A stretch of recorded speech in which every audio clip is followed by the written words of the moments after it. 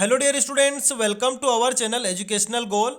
और हमारी जो लगातार सीरीज चल रही है इंग्लिश क्वेश्चन बैंक सॉल्यूशन की, उसमें आज हम फिर से एक और अनसीन पैसेज को ले रहे हैं।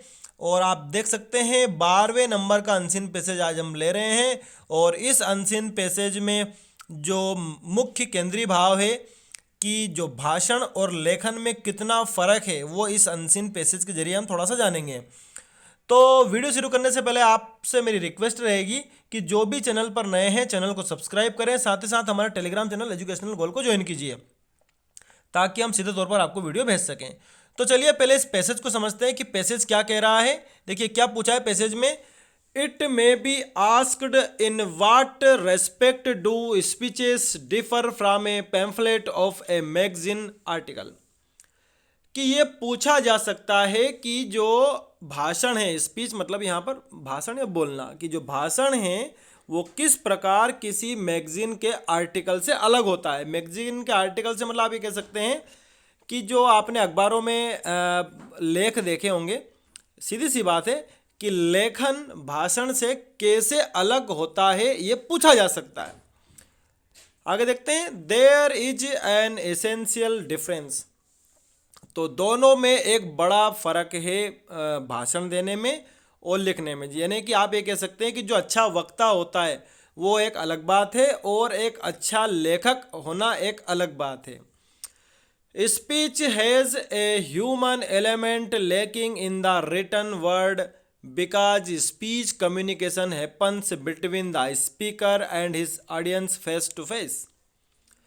कि जो भाषण होता है ना, उसमें मानवीय तत्व जो होता है वो शामिल होता है, जबकि लेखन में ऐसा नहीं है। क्योंकि जब आप भाषण देते हैं तो आप मतलब एक भाषण देने में एक वक्ता होता है और उसको सुनने वाले श्रोता होते हैं, ऑडियंस होते हैं। यानी कि वक्ता और श्रोता के बीच फेस टू फेस जो होता है वो भाषण होता है। लेकिन लेखन में ऐसा नहीं है। लेखन में सिर्फ पाठक होता है, भले वहाँ लेखक है या नहीं है। आगे देखते हैं।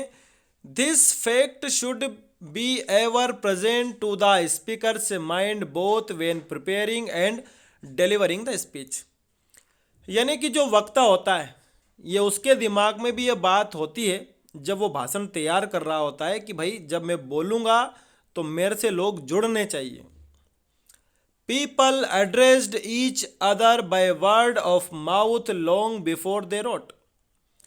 कि पहले के ज़माने में जब लोग लेखा नहीं करते थे तब एक दूसरे से बोलकर ही जुड़ते थे। बाय वर्ड ऑफ माउथ, यानी कि मुख के द्वारा हम जो बोलते हैं उसी से लोग पहले जुड़ते थे, आपस में एक दूसरे से बातचीत करते थे, एड्रेस करते, संबोधन करते थे। Speech therefore is more primitive and human than written matter. इसलिए हम कह सकते हैं कि भाषण पहले आया और लेखन जो है वो बाद में कला आई है। ठीक है। पुरानी चीज क्या है? स्पीच। प्रिमिटिव, ज्यादा प्रिमिटिव कौन है? स्पीच है। Public speaking not only admits but demands characteristics which would be blemishes in composition intended to be read. कि जो पब्लिक स्पीकिंग होती है, पब्लिक स्पीकिंग में हम कह सकते हैं कि जब हम सार्वजनिक तौर पर जब बोलते हैं तो इसमें कुछ गुण चाहिए और वो जो गुण है वो बहुत ही जरूरी है। और वो जो गुण है अगर कोई लेखक लिखता है तो उसमें वो दिखना जरूरी नहीं है, लेकिन जब आप बोलते हैं, आप भाषण देते हैं तो उसमें वो दिखना बहुत ही जरूरी है। The attention of the audience must be held, arguments repeated and free use made of analogies and illustrations. यानी कि जो ऑडियंस है उनका ध्यान आकर्षण आपको करना है, ध्यान बने रहना चाहिए। कुछ आर्ग्यूमेंट्स को आप रिपीट भी कर सकते हैं और आपको जो उपमाएं हैं या फिर दृष्टांत जो होते हैं उनसे बच करके आपको ऐसे शब्दों का प्रयोग करना है जो सबके समझ में आए। For this reason good speakers are often bad writers while good writers are rarely effective speakers. इसी कारण से अच्छे बोलने वाले, अच्छे वक्ता लोग बुरे लेखक होते हैं, जबकि जो लेखक होते हैं वो यदा कदा ही अच्छे वक्ता भी होते हैं। आगे देखते हैं। A speech is a transitory evanescent episodic production depending on its immediate effect not only upon the matter but upon the delivery which enables the great speaker to sway his hearers। देखिए, एक भाषण जो होता है वो अस्थायी होता है, क्योंकि हमेशा तो कुछ चलेगा नहीं, बस बोल दिए बात खत्म हो गई। इवेनेसेंट मतलब क्षणभंगुर, मतलब वो बोले और समाप्त हो गया। एपिसोडिक प्रोडक्शन, जैसे कोई एपिसोड चल रहा है उसकी भांति, और उसका एक तुरंत प्रभाव होता है, ठीक है। और इसमें आगे क्या लिखा है, not only upon the matter but upon the delivery which enables the great speaker to sway his hearers. और ये जो भाषण होता है जो कि अस्थायी होता है, क्षणभंगुर होता है, एपिसोडिक होता है, इसमें यह क्षमता होती है कि वक्ता अपने श्रोताओं को प्रभावित कर सके। From their point of view, personality is the thing that counts for most। और इसी दृष्टि से अगर देखा जाए तो व्यक्तित्व इस बात में सबसे ज़्यादा जरूरी है। यानी कि अगर एक अच्छा वक्ता है तो उसकी पर्सनालिटी भी सबसे ज़्यादा महत्वपूर्ण बात होती है, उसको देखा जाता है। In written composition it stands for little or nothing. लेकिन अगर आप एक लेखक हैं तो आपकी पर्सनालिटी कैसी है इससे कोई फर्क नहीं पड़ता, क्योंकि आपको जो पढ़ रहा है वो भले आपको देखे ना देखे, उससे कोई फर्क पड़ने वाला नहीं। अगर आपने अच्छा लिखा है तो उसको अच्छा लगेगा। The quality of the written word is the only thing that matters. इसलिए जो आपने शब्द लिखे हैं, आपकी लेखन की जो विशेषता है वो एक ही बात महत्व रखती है, बाकी कोई बात महत्व नहीं रखती है। The author may be repulsive but he is invisible. लेखक हो सकता है अप्रिय हो, लेकिन वो तो वहाँ है नहीं जब आप उसकी लेखन शैली को पढ़ रहे हैं, उसकी लेखन कला को आप पढ़ रहे हो। He looks at you only through the printed page. इसलिए वो आपको तभी देखता है जब आप उसके लिखे हुए शब्दों को पढ़ते हैं। The speaker is judged by what he is or what he appears to be. इसलिए जो वक्ता होता है उसको जज करने का एक ही तरीका है कि वो क्या है और वो किस प्रकार से आपके सामने प्रदर्शित होता है।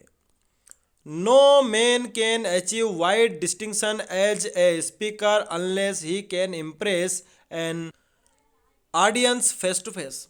कि कोई भी व्यक्ति उतना प्रतिष्ठित एक स्पीकर के तौर पर नहीं हो सकता जब तक कि वो अपने ऑडियंस को फेस टू फेस इम्प्रेस ना कर दे। This is the acid test of oratory high or low. इसीलिए बोलने का ये एक एसिड टेस्ट है, लिटमस टेस्ट है ये, कि अगर आप बेहतरीन बोले तो आप पसंद आ जाएंगे, आप और से अलग लगेंगे, और अगर आप अच्छा नहीं बोले तो आप फिर नीचे आ जाएंगे। This is how the speaker makes his reputation. इसी प्रकार से एक वक्ता अपनी इज्जत बनाता है, अपनी रेपुटेशन बनाता है। अब देखते हैं हम इसके ऑब्जेक्टिव्स। तो देखिए पहला वाला क्या है, What according to the author is the difference between speech and written communication। कि लेखक के अनुसार भाषण देने में और लिखने में क्या फ़र्क है। तो देखिए सबसे ज़्यादा जो एप्रोप्रिएट है वो पहले वाला ही है, तो इसमें पहले वाला ही आ जाएगा। पहले वाला क्या कह रहा है कि speech is more personalised and human than written communication. हमारी पहली लाइनों में आया था कि जो स्पीच होता है उसमें मानवीय तत्व जुड़ा हुआ होता है, तो हम देख रहे हैं पर्सनलाइज्ड एंड ह्यूमन, ठीक है। अब देखते हैं हम दूसरा, in the context of the passage what is more important for a successful speech. कि इस पैसेज के हिसाब से अगर हम देखें तो सबसे ज़्यादा जरूरी क्या है एक अच्छे भाषण के लिए, तो हमने देखा है कि पर्सनालिटी की बात ज़्यादा हो रही थी, तो पर्सनालिटी आ जाएगा इसमें, ठीक है। अब देखते हैं हम तीसरा वाला, which of the following is the essential characteristic of public speaking. कि पब्लिक स्पीकिंग में सबसे ज़्यादा आवश्यक गुण क्या होना चाहिए, ये जो नीचे दिए इनमें से। तो देखिए इसमें हमारे पास ये तीनों चारों बातें आई थी, repetition of arguments, holding the attention of the listener, giving analogies, तीनों बातें इसमें आई थी, इसलिए हम जाएंगे डी वाले पर, ऑल ऑफ द एबव पर, ठीक है। फिर आगे देखते हैं अगला, which of the following statements is not a characteristic of speech.